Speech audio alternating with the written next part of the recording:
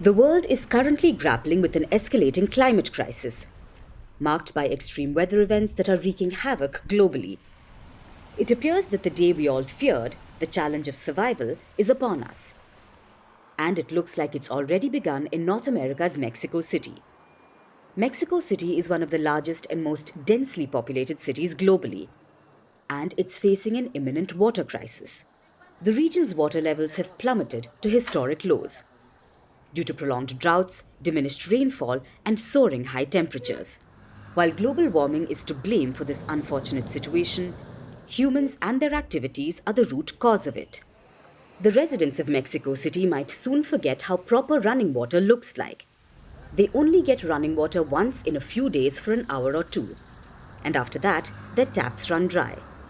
Most of them don't have storage tanks, so the families ration out the few buckets that they manage to fill. After taking a bath, the wastewater is then stored to use as flush water. Residents have made rules to cut off water use where it's not 100% necessary. We have already made it a rule that cars are no longer washed. The garden, the grass, is never watered. Only the plants so that they don't die. We are going to start reusing water from washing machines for watering. There's a growing fear that Mexico City will soon reach day zero, when there's no water left. This day could arrive in a matter of months, as the city's primary water source, the aquifer, has been depleted. The city's Kutsalama water system, which includes reservoirs and canals, is at a historic low of 39% capacity, prompting water restrictions. Rainfall has been decreasing from 2019 to date, and the reduction in rainfall has been constant over the last 4 or 5 years. This has led to the Kutsamala system dams having very little stored water, so it has been necessary for gradual reductions in collaboration with the National Water Commission and the Water Commission of the State of Mexico. So at the moment, we only have half the water we received in 2019 from the Kutsamala system. But there is hope for solutions. Experts propose investing in improved wastewater treatment to boost water levels and reduce pollution, implementing rainwater harvesting systems, and repairing underground leaks to address the crisis effectively. Major cities across the world are facing crises in different forms that are directly linked to climate change. With each passing second, our planet is becoming even more uninhabitable. Climate red lines have been crossed, and we are collectively far off the targets that need to be met to save the Earth. And the day is not far when every inch of the globe gives up to climate change. The clock has been long ticking, and the time to act is now.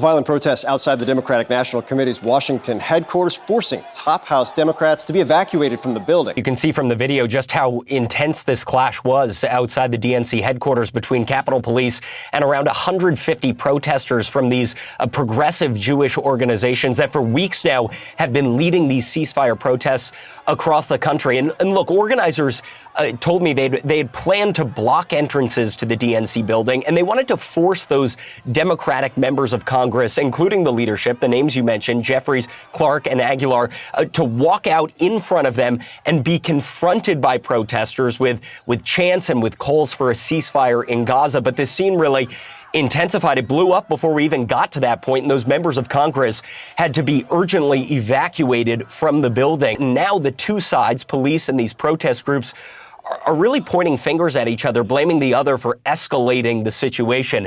Capitol Police tweeting overnight saying 6 officers were treated for injuries ranging from minor cuts to being pepper sprayed to being punched. One person had to be arrested for assault on an officer, and they write, quote, "We appreciate our officers who kept these illegal and violent protesters back and protected everyone in the area." Now, the protest groups telling a very different story. A statement from one of those groups, If Not Now, reads, quote, "Protesters non-violently blocked one entrance to the DNC headquarters.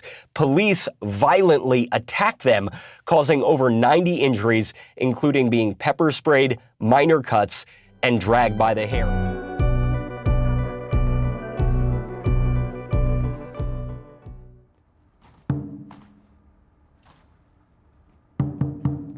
一種民間傳說。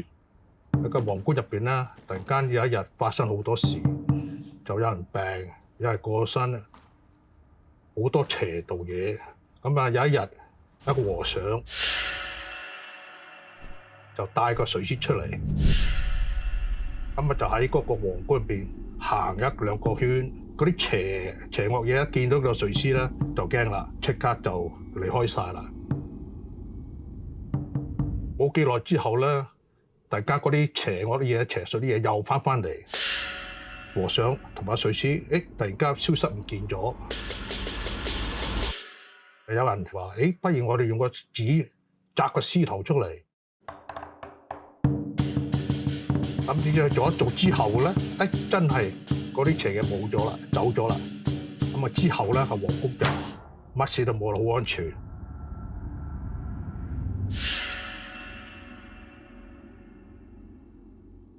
我名叫陳卓輝，都係香港出世嘅，不過喺馬來西亞長大，喺澳洲開館，由1977年4月開館。我職業就係教拳同埋舞獅、醒獅呢樣嘢。5歲咧就開始跟我爸爸學拳噶啦。有時好亂嘅，有時我問阿媽：阿媽，阿爸係我師傅啦，或者係我爸咧？因為師傅同阿爸唔同啊嘛。你阿爸叫做乜嘢，你可嗲噶嘛，唔愛啦，乜乜啦。但係師傅叫到一定要做啊嘛，所以我就覺得呢個係阿爸咧，就係師傅咯。嗰時我嗰陣好細個啫，嗰時。以前啲人啊想學舞獅咧，就一定要學功夫。近呢10幾20年咧，舞獅同功夫係分開咗噶啦。好多僆仔咧，人咧中意睇舞獅，唔係話一定中意練功夫。咁有時咧，將個傳統嘢改少少，但係都冇問題嘅，唔係一定要跟足嘅。呢個獅頭入邊咧，舞獅咧，你個腦同個心咧，當自己係獅，你冇當自己係人。最高階境你就起到舞個獅出嚟，俾你一種感覺。呢個獅好高興喎！哎呀，呢個獅發緊脾氣喎！呢個獅好 upset 喎，好哀傷。呢個獅好 happy 嘅。你做到呢個動作出嚟啦，你就好成功啦。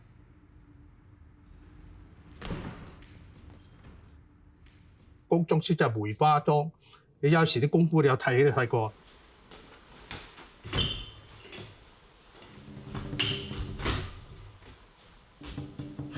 馬來西亞發明呢樣嘢㗎，危險性好高啊！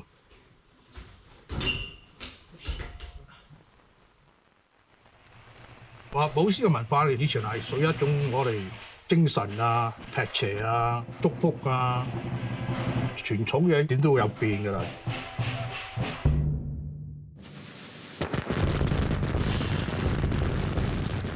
就變咗一種係娛樂，但係都屬於一種運動。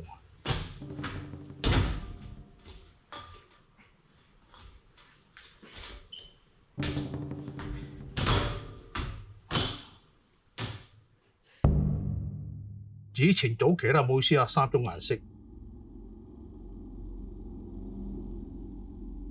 依家獅頭咧乜色都有，紫色、粉紅色、綠色、藍色。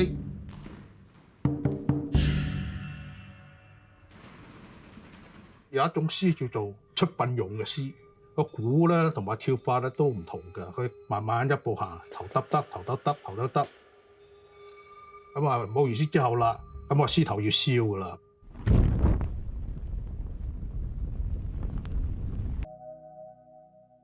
以前我哋即係聽到話好多師傅啊教徒弟啊留翻一招唔教㗎。當你自己去咗過咗身啦，呢一招咧就跟埋一齊去啦，真係冇人識㗎啦。你想學乜我教乜啊！到你領悟到咧就你叻，領悟唔到咧我冇計。教拳嗰度我冇私心㗎。最緊要你肯學、肯練，咁就得㗎啦。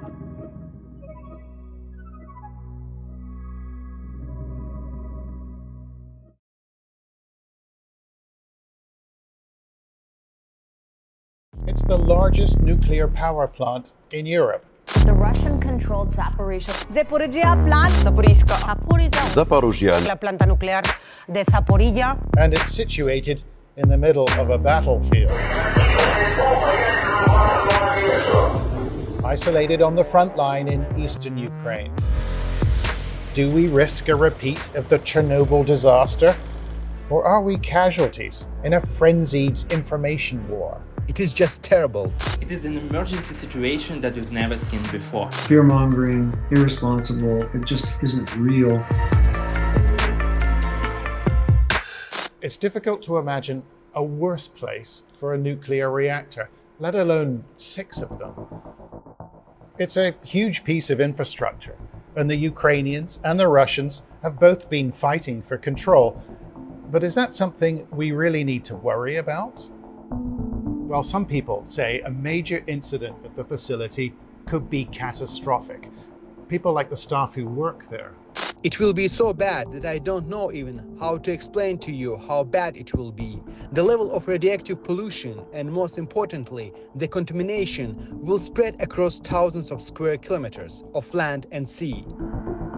The war in eastern Ukraine has consumed a landscape populated by agricultural towns and industrial cities, and a sprawling facility that generated more than 20% of Ukraine's electricity. An early target for the Russians, it was seized in the first few days of the invasion. Heavy fighting was captured on the power plant's CCTV system as the Russians approached in an armored column. Employees begged them not to use weapons. Ukrainian troops retreated to the other side of the Dnipro River, and the plant remains on what is effectively the front line. Artillery shells have hit secondary buildings at the site, and electricity lines have been targeted with missiles. Safety experts say they've never seen anything like it. There are 6 nuclear reactors at the plant, and 5 of those reactors have been put into cold shutdown because of the war. They're not producing power. The other one's in hot shutdown, so it could produce a small amount of electricity if required. Unlike Chernobyl, these reactors are enclosed in thick concrete shells right round from top to bottom, and the reactor vessel, which contains the nuclear fuel rods, is wrapped in a steel shell. I think it's clear that the buildings at Zaporizhzhia, they're safer than Chernobyl. The experts agree on this. However, the plant's reactors need to be cooled with water, as does the used fuel kept in these ponds and storage areas. 2,000 tons of this radioactive material is stored here. The cooling system is powered by electricity, and they've already had a number of blackouts. But there are engineers who think the risk of an explosion is low. I read a senior Ukrainian person saying the plant could explode any day. That's fear-mongering, irresponsible, it just isn't real.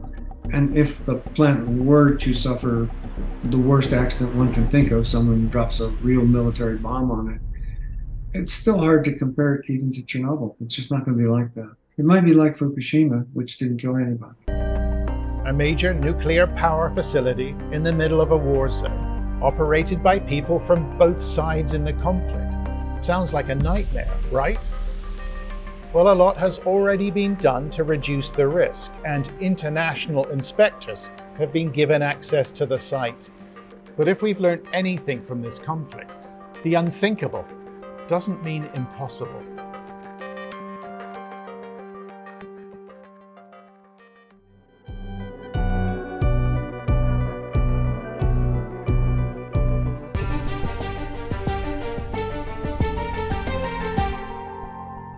It's considered one of America's most historic and problematic national security decisions, running a military prison outside the American legal system. Today, 39 prisoners remain in military detention, with many just waiting for any country to take them. And the bigger question remains out there. If the United States would resort to such tactics when it felt threatened, why shouldn't authoritarian regimes around the world do the same thing? John Bellinger, let me ask you, you were there at the creation, but take us back to that time and tell us what you thought the compelling reasons were for Guantanamo to be established. After the invasion of Afghanistan, U.S. forces had captured hundreds, if not thousands, of suspected Taliban or al-Qaeda members, people who trained in training camps, or people who had been turned over to U.S. forces. The war was still going on in Afghanistan, and the military commanders said to those of us in Washington in December, we can't hold all these people here. If you want us to question them, there's still a hot war going on. You need to find a place to hold them where there can be questioned so that we can actually determine who was responsible for 9/11 and whether there are going to be more attacks coming, because that really was the worry in the fall of 2001, beginning of 2002, that there would be more attacks. So that's why Guantanamo was originally created, not so much to try to put people outside the law, but to have a secure place to hold them that was not in Afghanistan. I guess my question to you is something that seemed pragmatic at the time became something that became very much of a dark spot later. What happened? Well, I think it was a pragmatic solution at the time that then ultimately went off base. You know, I think a lot of Guantanamo critics suggest that, well, if they'd been in office, that there would have been some perfect solution, but there was not a perfect solution in December 2001. It did become a real moral blot on the United States as a country that is committed to the rule of law. A number of the other things that you mentioned really had nothing to do with Guantanamo, enhanced interrogation techniques or renditions or, the Abu Ghraib. Those were a whole lot of other detention problems that were get mushed together with Guantanamo. Guantanamo certainly had its own problems, including that there were mistreatment and abuses at Guantanamo. But Guantanamo was not Abu Ghraib. Guantanamo was not the CIA black sites. People were not rendered to Guantanamo. But it all became sort of caught up in an overall image of abuse of detainees. Guantanamo might have served a necessary purpose in the beginning of 2002, but it was becoming a albatross for the United States and ought to be closed down, and that the people there should be moved either to their own countries who ought to take responsibility for them or to prisons in the United States. What does the Guantanamo detention facility in this story mean in terms of America's story out in the world and how it is seen? So, what does Guantanamo mean? What it means in a time of stress, as you just said, was the United States' willingness to push aside many of the rules and regulations and norms that would have governed prisoners in a wartime situation. It was the perpetuation of that, as much as the original setup, that has led us to the quagmire that we're in today. Now we're 20 years out. We still have 39 prisoners. Almost half of them have been cleared for release, many by the Biden administration. So I would say we're stuck in a limbo. We've been in this limbo as a country for nearly all of these 20 years. And although we nip and tuck at it here and there, it seems that the end is forever out of our reach, forever elusive. What about the arguments that some others have made? And recently there was on the 20th anniversary of the opening of Guantanamo detention facility, testimony before the facility. Karen, you participated in this, and even Major General Michael Leonard, who was the Marine Corps Major General who established and set up Guantanamo. That was his order. He sort of stepped back, and he's among other military officials are saying, look, we need to close this, it's doing much more harm to American national security than it is doing good.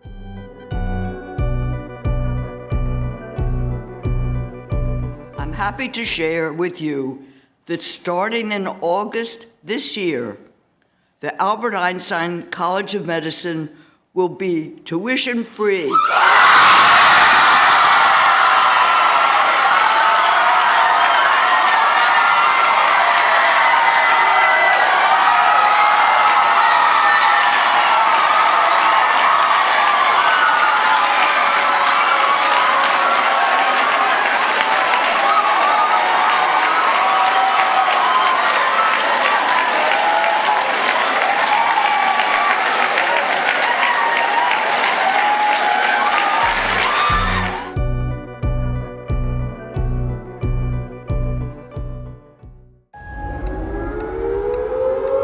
Someone once told me, wars don't start with explosions.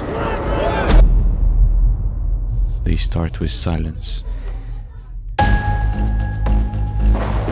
Лично видим визуально. Танки зашли с надписью Z. Город Мариуполь блокирован со всех сторон. Russians have entered the city. The war has begun, and we have to tell its story. Хорошо, что тут есть пресса. Снимайте. This is painful to watch, but it must be painful to watch. Вони нанесли бомбовий удар. Вон там! Хирургический корпус, вот там вот! А, вы госпитале, да? Мамочка! Не знаешь, куда бежать.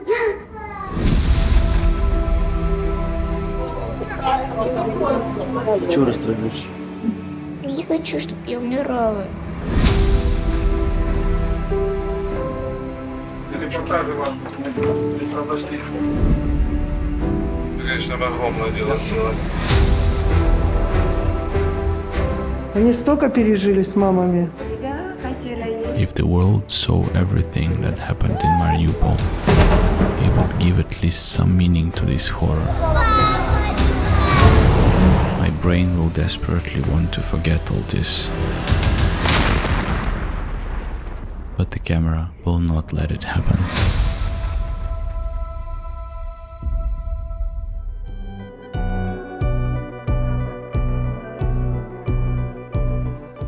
A large part of the carbon we have in the atmosphere now is caused by the electricity grid, which is about 25% or so. Exactly. So 24%, it comes from agriculture and forestry. Why is that causing such a big increase in carbon? Well, that category is a variety of things. When you clear land, you're taking in the carbon that's stored, say, in the trees or plants there, and you're releasing all of that, like burning the land, say in Indonesia for palm oil plantations. Another thing is that cows and other grass-eating species have a digestion system that emits methane. And methane is a very powerful greenhouse gas. And so cows alone account for about 6% of global emissions. And so we need to change cows, just cows alone. How are we going to do that? Well, actually, of all the categories, the one that has gone better than I would have expected 5 years ago is this work to make what's called artificial meat. And so you have people like Impossible or Beyond Meat, both of which I invested in. Do you eat it as well, or do you like it? Absolutely. You do? Okay. You can go to Burger King and buy the Impossible Burger. All right. Is it healthier for you or just healthier for the atmosphere? It's slightly healthier for you in terms of less cholesterol. It's, of course, dramatic reduction in methane emissions, animal cruelty, manure management, and the pressure that meat consumption puts on land use.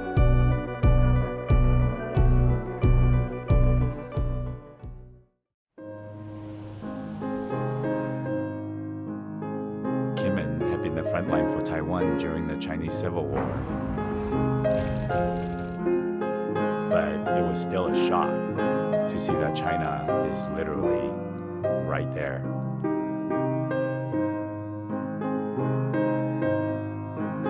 My mother casually reminded me that I should have a plan if China invades. We're gonna be too old to leave, she told me.